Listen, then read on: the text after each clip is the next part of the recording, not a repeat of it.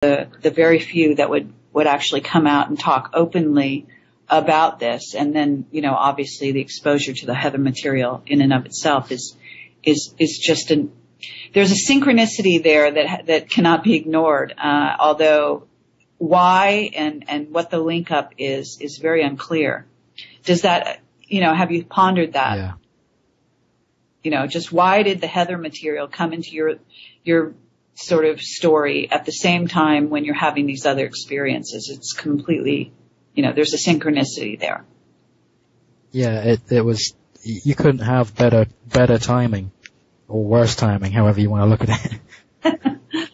Exactly. Okay, so we have about 15 minutes left. And I'm trying to see if there are any people out there that have any questions. If you want to Skype me, if you want to get onto the chat is free to be a part of. You just get on there and type in your question. We're only here for 15 more minutes, and then we'll be gone. So if you have anything to ask Ben or Heather, please do so. This recording will be archived, so it will be on our website for other people to listen to going forward. Ben, is there anything that you would like to say to the public out there while we're here for the last 15 minutes, just in terms of, because this is a platform for you. It allows you to reply to a lot of things that have been said to you, et cetera, et cetera. Is there anything special you would like to say? Any information you'd like to impart? A lot of people, as you said, a lot of people have reacted. I'm surprised. Some people have reacted very positively. Some people have reacted very negatively. And I just think that it's going to happen regardless. I see it happen with every person who gets interviewed. Some people either love the person or some people just don't. Things don't resonate with people. And I think it's a very personal thing. It all depends on what that person wants to believe, and it's up to the person watching to make the decision. But from where I stand, I always maintain that I'm here. I'm saying what I don't call it my story. It's an experience that I have. So. I'm living this, and I'm going to continue living this after everything, in a couple of years. If everything dies down, I'm still going to be living this experience. So it doesn't matter what people say about it, because, I'm in it. That's for sure. Well, I agree with that. I've got a question coming through here, saying that we're all being brainwashed 24/7 by the media. How can we be sure that we are not being played by the government? And that's obviously an interesting question. I have to say that at least for my part, Camelot is doing what we can to reveal the truth behind the matrix. There's absolutely no doubt that that's what we're doing. All I have to do is watch a few videos and find that out. And the reason I will do something such as talk to someone like Ben here, who has a story that cannot be substantiated other than through his witness testimony. That is what we're talking about. People are witnesses. They witness life, what goes on around them, and you can either listen to them or you can ignore them.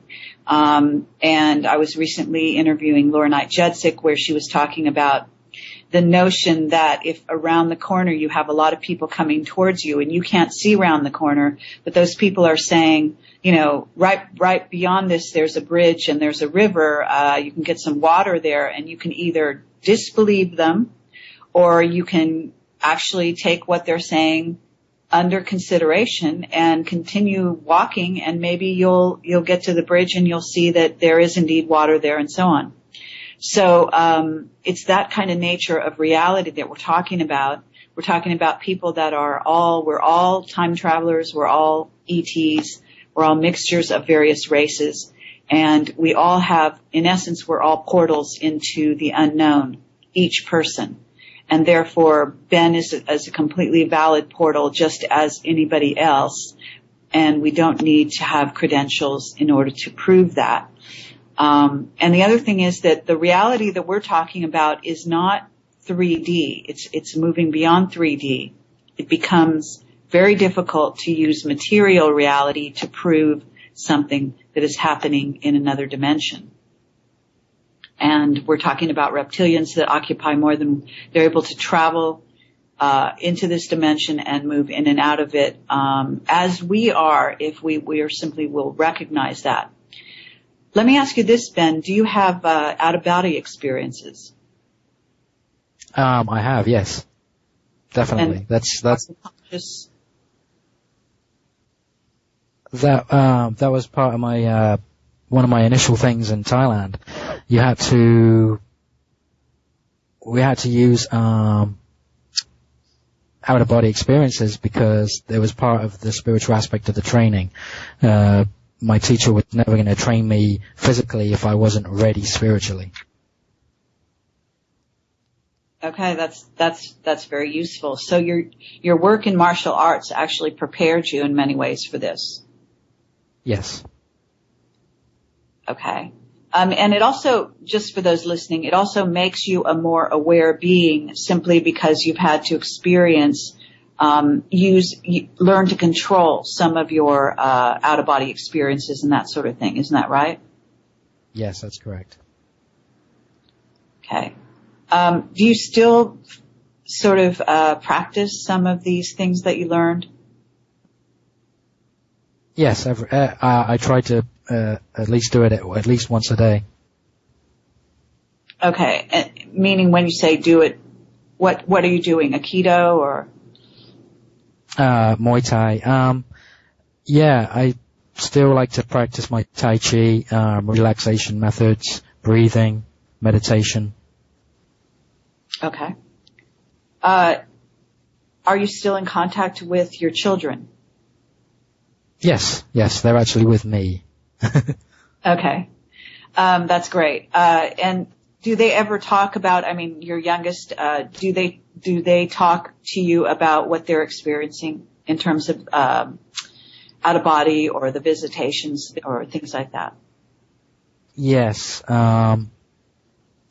Yeah, definitely. My youngest won't stop talking about it, and as I said before, it is causing a bit of problems with other members of the family. Okay. Is she continuing to draw pictures? Yes, she is. Okay. She does a lot of art and a lot of drawing. That's her medium. Okay, wonderful. So as far as, do you feel positive about the future for the planet or what? I do. I definitely feel positive. People say the old, may you live in interesting times, but these are exciting times, really, because we don't know what's really around the corner, and it's really enjoyable to actually live in these times. I know there's some bad things going on, but I wouldn't want to be anywhere else right now. I wouldn't want to be doing anything else or in any other time frame, because I believe that we're right on the edge of something very important. I don't know what it is, but I just have that feeling. But I know that so many other people share that feeling with me. Okay, I'm getting a few questions. All of a sudden, the questions are cropping up here, which is nice. One of the people is asking, Ben, could you stop the visitations if you wanted? Would they respect your space? Yes. So that the implication is that you don't want it to stop. You want to have these experiences. I do. I want to learn as much as I can. Okay. And another person is asking, how many ETs do you know of on the Earth? I have got no idea how many. Okay. And another person is asking why I didn't ask you to expand upon a topic like chemtrails. Would you like to expand upon that topic? Oh, I mean, I don't know too much about chemtrails, but I've heard people talk about chemtrails and HAARP and how things, the electromagnetics gets messed up, how they use the magnet